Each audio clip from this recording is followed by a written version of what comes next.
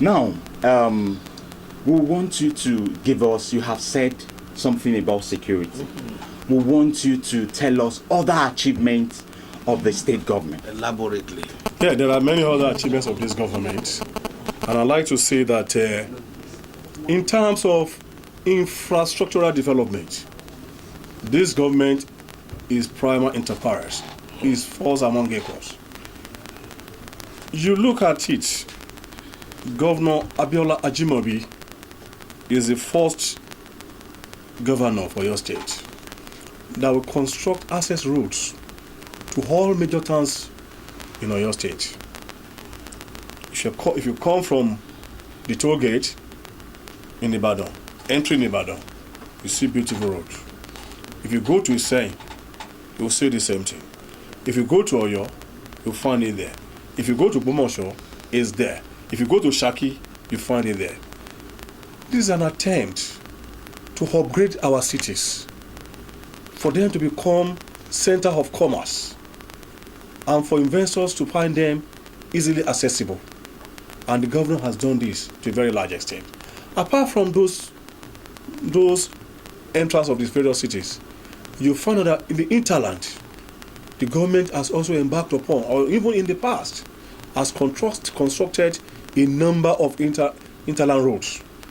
A major example is the road passing in front of this particular office. It wasn't there. The dualization was not there prior to 2011.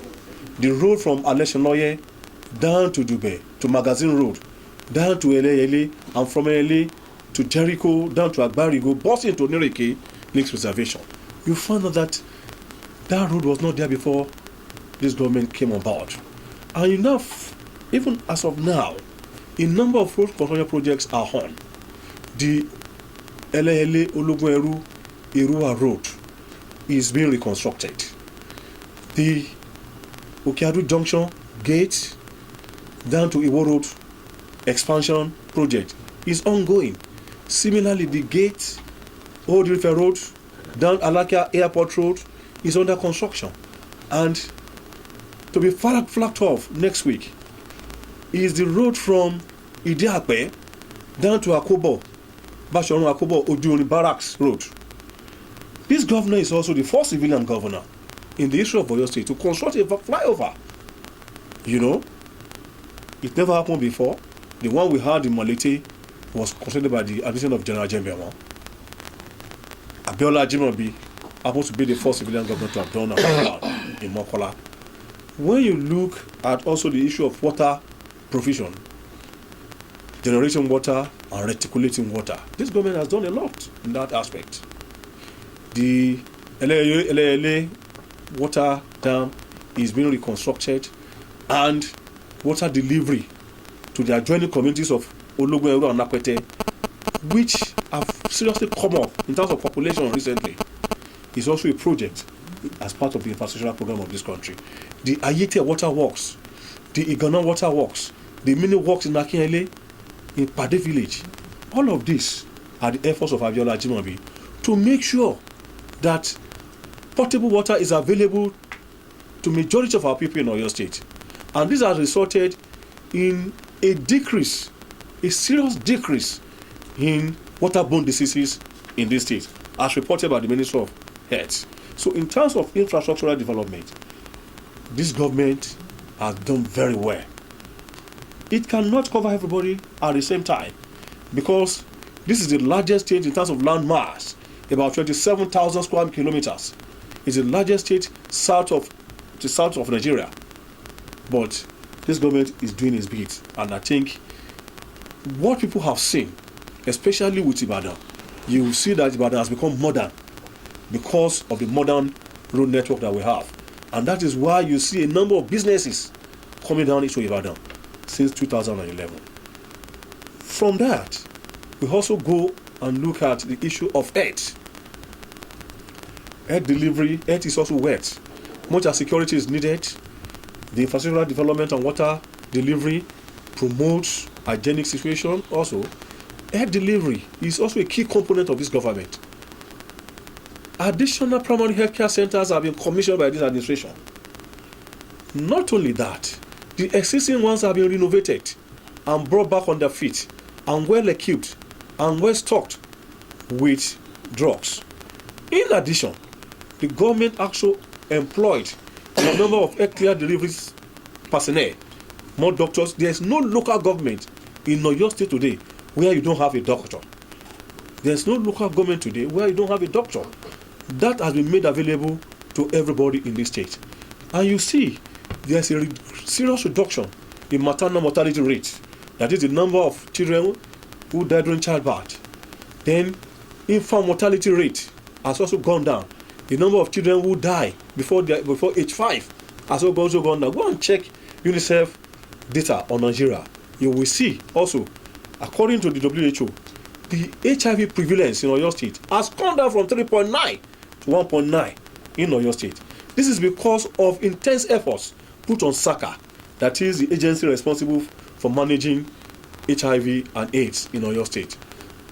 Investment has been made into the healthcare delivery system, and presently, as we speak, medical equipment worth about $2 million have been distributed to major hospitals all over the state. The governor deliberately went to hunt a first-class medical surgeon to come and head the Ministry of Health. And so you find out things are moving. Finally, on health, this is the first governor that has made free health available at every particular point in time to over 1 million citizens of Oyo State. And that is noted in the free health missions that this government had organized over and over and over again. Only 3 weeks ago, another free health mission was launched at Oyo State Hospital. And this free health mission takes care of 1 million citizens of Oyo State at every particular point in time. All kinds of ailments are treated, free eyeglasses are provided, TB patients are treated, HIV patients are treated, all kinds of things. The Ministry of Health has not had it as good as we have now. Resources have been, material and human resources have been made available to the Ministry of Health. I will quickly jump to the Ministry of Agriculture. You remember that I was a commissioner of agriculture in this state. And what we have done today in Oyo State is to take agriculture from its pedestrian nature. Because agric is now agribusiness. It is no longer the question of cutlasses and hoes. Governor Ajimobi made available to all the local government tractors, and these tractors were not kept in the local government. They were given to farmer cooperatives. When I was commissioner for agriculture, we procured tractors, but we kept them with the tractor hiring unit of the Ministry of Agriculture, and they were kept in the local government. Some of them rusted away at that time. Things have moved further now. That we now found that the need for these tractors to get, the implements to get to the farmers was what Governor Ajimobi decided. And the farmer cooperatives are now the focal points through which farm implements, fertilizers, chemicals are now distributed. The various local governments on their own organize their own agricultural activities. But for the state has gone directly down to the farmers.